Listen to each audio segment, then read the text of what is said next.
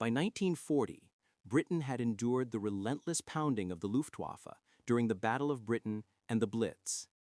The cities of London, Coventry, and Birmingham bore the scars of firestorms and destruction. Yet, amidst the chaos, the Royal Air Force was quietly preparing a response that would turn the war over Europe on its head. While daytime raids were fraught with peril and heavy losses, the RAF sought a way to strike at the heart of Nazi Germany under the cover of darkness, a campaign that would be clandestine, dangerous, and decisive: the secret night raids. These operations were born of necessity. Britain's industrial base was under constant threat, and Hitler's Germany believed that bombing alone could force surrender. But the RAF understood that retaliation was not merely about destruction, it was about disruption, morale, and proving that Britain could project power even when pressed to its limits. Pilots, navigators, and ground crews began training in the new art of night bombing, a skill that required precision, nerves of steel, and an intimate understanding of aircraft, navigation instruments, and emerging technology. The first missions were small and experimental.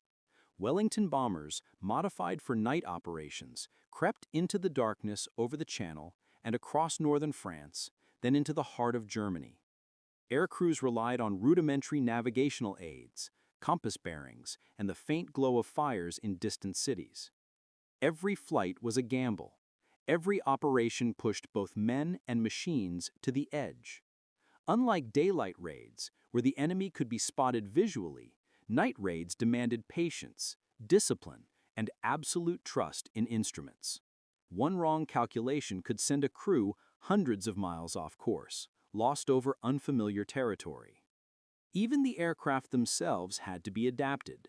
Black-painted fuselages, exhaust flame dampers, and minimal lighting were employed to reduce visibility.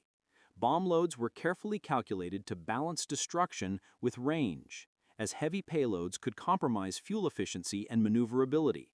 The RAF was learning to strike in a world where the cover of darkness was both ally and adversary. Ground crews played an indispensable role. Mechanics labored tirelessly in hangars, ensuring that engines, instruments, and bomb release mechanisms functioned flawlessly. Navigators studied maps and plotted courses with meticulous care, often working through the night to prepare for missions before the enemy could anticipate them. Intelligence officers gathered information on German industrial targets, railway hubs, and military installations, prioritizing strikes that would maximize disruption while minimizing civilian casualties.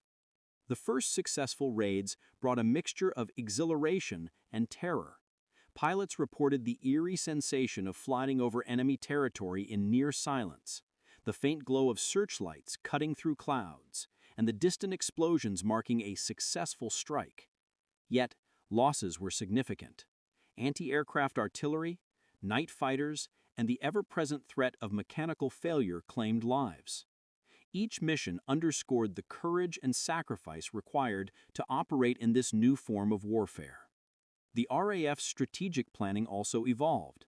Targets were selected not only for their immediate tactical value, but for psychological impact.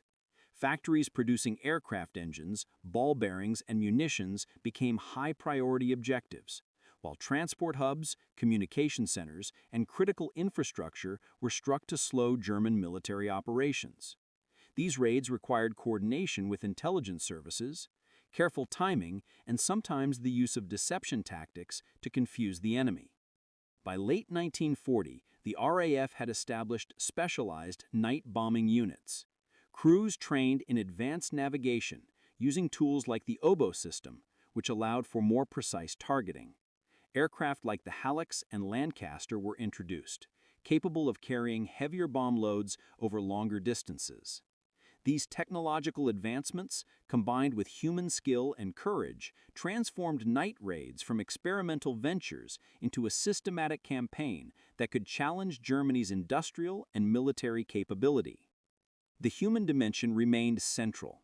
Pilots endured extreme stress, flying through darkness with the constant threat of flak and night fighters. Navigators had to calculate routes using minimal references, often while the aircraft shuddered under anti-aircraft fire. Bomb aimers relied on minimal visibility, trusting their instruments and instinct to hit targets accurately. Every successful mission was a testament not only to technology, but to courage, teamwork, and endurance under pressure. German responses evolved as well. The Luftwaffe deployed night fighters equipped with radar. Flak batteries increased in intensity, and decoys were used to mislead British crews. This escalating struggle created a deadly cat-and-mouse dynamic in the skies over Germany. Each raid required innovation and adaptation, pushing both sides to develop new strategies, technologies, and tactics. By 1941, the pattern of night raids had solidified into a continuous campaign. Industrial cities like Hamburg, Berlin, and the Ruhr became targets for repeated strikes, stretching German defenses and forcing the reallocation of resources.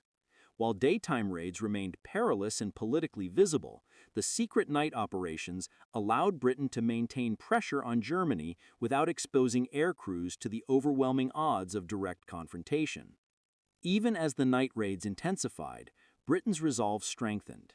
Each successful operation demonstrated that the RAF could reach the heart of enemy territory, disrupt industrial production, and challenge the myth of German invincibility. Pilots returned to base exhausted but resolute. Mechanics repaired aircraft through the night, and intelligence officers analyzed results to inform the next mission. It was a relentless cycle of preparation, execution, and adaptation, the backbone of Britain's clandestine offensive strategy. Radar, too, played a critical role. Early warning systems and ground-based radar installations allowed crews to navigate more safely, avoid enemy fighters when possible, and identify the optimal routes for strikes. Chain home stations and advanced airborne radar systems provided a layer of protection and precision, integrating intelligence, technology, and human skill into a seamless operational framework.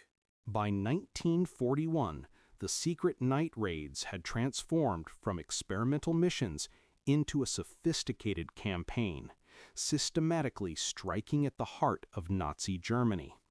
The RAF had honed every aspect of operations: navigation, bombing accuracy, crew coordination, and intelligence gathering. Night flying had become a deadly art, demanding a combination of skill, nerves, and intuition. Each operation began long before takeoff. Intelligence officers pored over maps, aerial photographs, and German industrial data, identifying vital factories, railway hubs, and military installations. Meteorologists provided forecasts, noting wind conditions, cloud cover, and visibility, all of which could make the difference between success and disaster. Pilots studied these briefings meticulously, knowing that even a small error could send the aircraft hundreds of miles off course. The crews themselves were a blend of youth and experience. Pilots, some barely in their 20s, had to trust in their instruments as much as in their instincts. Navigators calculated headings using dead reckoning, celestial navigation, and the emerging radio navigation aids, while bomb aimers prepared to release payloads in darkness, guided only by faint city lights, fires, or rudimentary electronic markers. Every crew member had a critical role. Failure in any part of the system could jeopardize the mission and cost lives. Aircraft were modified for stealth and efficiency. Wellingtons, Halifaxes, and Lancasters were fitted with exhaust flame dampers, blackened fuselages, and reduced cockpit lighting. Bomb loads were carefully balanced to maintain fuel efficiency while ensuring sufficient destruction on the target. The RAF also experimented with specialized ordnance, delayed fuse bombs, incendiaries, and precision targeting systems designed to penetrate factories or cripple transportation networks. The night raids demanded immense courage. Flying hundreds of miles over hostile territory, crews faced anti-aircraft fire, enemy night fighters, unpredictable weather, and mechanical failures. The cold, thin air at high altitudes added to fatigue, while the constant hum of engines and instruments created an almost oppressive atmosphere. Yet these pilots and crew members persevered, driven by the knowledge that each mission struck at the enemy's capacity to wage war. German defenses quickly adapted. The Luftwaffe deployed night fighters equipped with radar. Flak batteries became more concentrated, and decoys were set to mislead British crews. This escalation forced the RAF to innovate continually. Crews learned evasive tactics, routes were adjusted based on enemy deployments, and electronic countermeasures were developed to jam or confuse German radars. The night raids were as much psychological warfare as physical. German industrial workers faced repeated interruptions, damage, and the looming fear of destruction at any hour. Military planners were forced to divert resources to home defense, weakening the front lines elsewhere. Meanwhile, the RAF demonstrated to both its own nation and the enemy that Britain retained offensive capability despite earlier losses and the ongoing Blitz. Radar technology played a central role. Ground-based stations provided early warning, allowing crews to avoid enemy fighters and anti-aircraft zones when possible. Airborne radar systems enhanced navigation and targeting, increasing accuracy even in darkness. The integration of radar into night operations represented one of the most significant technological advances of the war, bridging the gap between human skill and machine intelligence. Operational planning evolved into near scientific precision. Squadrons were staggered to maintain pressure on multiple targets simultaneously. Routes were optimized for fuel efficiency and risk reduction. And intelligence feedback from previous missions informed every subsequent strike. These cumulative efforts turned night raids into a systematic, relentless offensive that Germany could neither ignore nor fully counter. The toll on RAF personnel was immense. Many crews faced repeated missions with little rest, enduring psychological and physical strain. Casualty rates were high, yet the dedication of the airmen, navigators, and ground crews remained unwavering. Their commitment underlined the reality that technology alone was insufficient. It required courage, discipline, and human resilience to transform innovation into effective military action. Night raids also became learning laboratories. After each mission, crews debriefed meticulously, noting errors, environmental factors, and enemy responses. Intelligence analysts compiled this information to refine strategies, improve navigation aids, and enhance bombing accuracy. The RAF's commitment to learning and adaptation was instrumental in the increasing effectiveness of the campaign. By the end of 1941, Britain's night raids had left an indelible mark on Germany.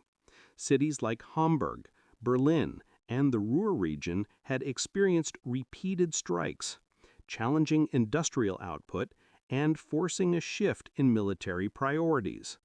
These operations were not decisive in isolation, but they demonstrated Britain's ability to project power deep into enemy territory under conditions once thought impossible.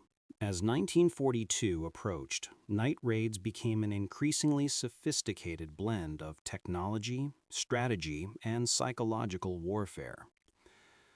The RAF's Bomber Command, under the leadership of figures like Air Chief Marshal Arthur Harris, embraced a doctrine of persistent, calculated pressure. Operations were designed not only to disrupt Germany's industrial capacity, but to impose a continuous sense of vulnerability. Technological innovation accelerated. New radar devices, such as H-2S radar, allowed crews to identify urban and industrial targets through cloud cover, night fog, or smoke. Pathfinders marked target zones with flares, guiding the main bomber streams with increasing accuracy. Navigation, previously reliant on visual cues and compasses, became integrated with advanced electronic systems, reducing error margins and increasing mission success rates. German night defenses responded with equal vigor. Flak concentrations, night fighter interceptors, and radar-guided searchlights became more sophisticated. Crews faced increasingly dangerous conditions as enemy defenses sought to exploit weaknesses in Britain's tactics. Losses remained high, yet each successful penetration reinforced the strategic impact of the raids and the necessity of continued innovation. RAF crews developed specialized tactics. Individual bombers flew in tight formations to concentrate damage while dispersing risk. Diversionary missions were launched to draw night fighters away from primary targets. Crews relied on split-second decision-making, constant situational awareness, and trust in one another. Each sortie became a high-stakes endeavor where coordination, courage, and adaptability were paramount. The human cost remained stark. Night operations exacted a heavy toll on morale, physical health, and mental stability. Pilots who returned often bore scars, both visible and invisible. Ground crews, working under pressure to repair, refuel, and rearm aircraft, faced relentless schedules. Yet the commitment to the larger mission persisted. Britain's survival and the message it sent to the world depended on their perseverance. Night raids also had profound psychological effects on the German population and military. Industrial workers faced uncertainty, anxiety, and exhaustion. Military planners were forced to allocate resources defensively, weakening other fronts. Hitler's propaganda, emphasizing German invincibility, was challenged by evidence of an enemy striking effectively under the cover of night. The integration of technology, strategy, and human skill epitomized a new form of warfare. Radar, navigation aids, and bomb aiming systems represented a synthesis of science and practice, allowing the RAF to operate effectively where traditional methods might have failed. Each mission was a testament to planning, coordination, and technological ingenuity. By 1943 and beyond, the secret night raids had become a defining feature of Britain's strategic offensive. Cities like Hamburg, the Ruhr, Berlin, and Essen endured repeated, highly coordinated attacks that challenged Germany's capacity for war. The RAF had achieved more than tactical successes.